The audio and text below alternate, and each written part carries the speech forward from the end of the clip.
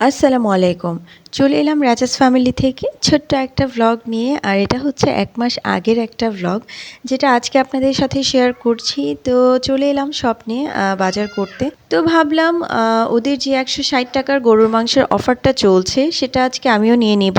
তো এই তো এখন এখানে নিয়ে নিলাম। তবে ৳১৬০ র যে প্যাকেজটা সেটা আমার কাছে খুব বেশি ছোট মনে হয়েছে আমার ফ্যামিলির জন্য।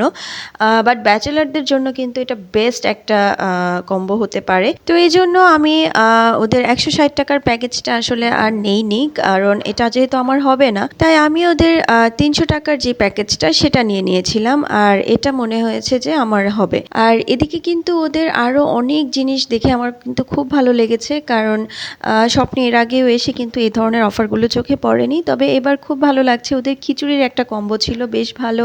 তারপর হচ্ছে মাছের সাথে ভেজিটেবলের কিছু কম্বো ছিল, বেশ ভালো লেগেছে। তো এগুলো আসলে ব্যাচেলরদের জন্য খুব ভালো একটা কম্বো হতে পারে। তো যাই হোক, এখন আমরা বাসায় চলে এলাম আর আপনাদের সাথেও এখন শেয়ার করব। আর ফেসবুকে আমরা যে ওয়ান টাইম বক্সগুলোতে দেখেছি র্যাপিং করে সেল করছে, ওরাও আসলে ওভাবেই সেল করছিল। তবে আমি যেহেতু দুপুর ৩টার দিকে গিয়েছিলাম, ততক্ষণে আসলে ওদের সবগুলো বক্সই শেষ হয়ে গিয়েছে। তাই ওরা এভাবেই সেল করছিল কাগজের প্যাকেটে করে।